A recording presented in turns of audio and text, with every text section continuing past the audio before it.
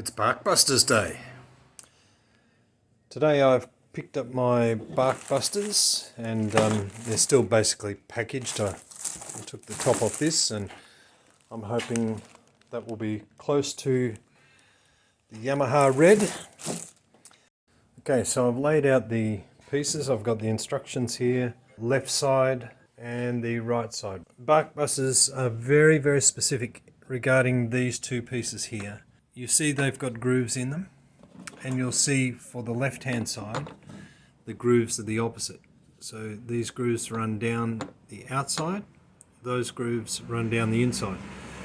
When these two pieces go together, the grooves are now opposite each other, if that makes sense. And the way we know this is the left side is because those grooves, when they're around the bar, are facing the center of the bike. So that's how we know they're on the right way. That'll become clear as you follow the instructions. That's why I like to lay them out.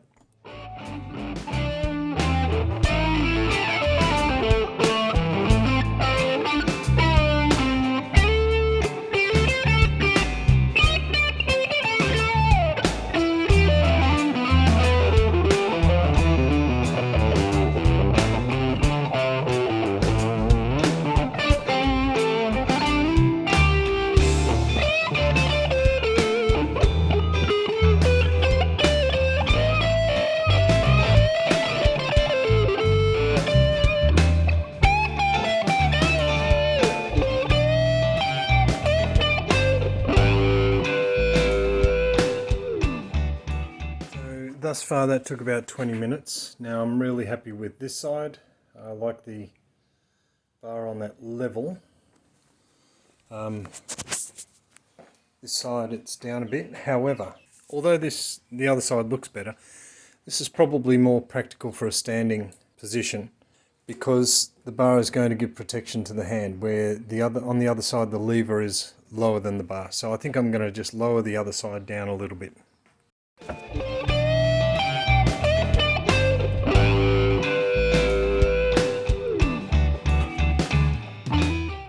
That's my Barkbusters in place now. Obviously I went for red and white for a particular reason. I don't know if I really want these little wind deflectors on, but I'll find out. I'll probably enjoy them, to be honest. I think the red fits in really nicely with the bike. Looking forward to seeing how they perform. What was needed for tools, a 17mm spanner to undo the mirrors and also put in the bar end, article number 9. I needed also a 10mm open ender for holding on these self-locking nuts under there, the nuts with the nylon bush. We needed a Phillips head screwdriver for the screws in here and then also in the back there. We needed a 5mm hex key or Allen key.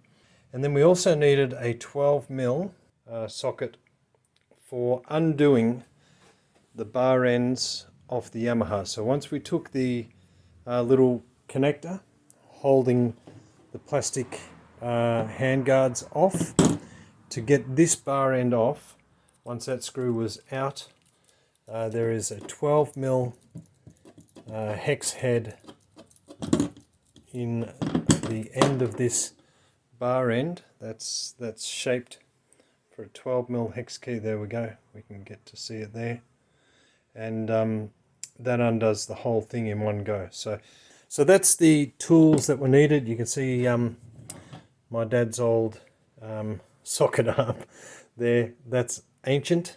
It comes with a lifetime guarantee, so if it breaks down I could take it to Sidchrome. It's probably 50 years old. 17mm, 10mm, Phillips head, 12mm hex key and a 5mm hex key.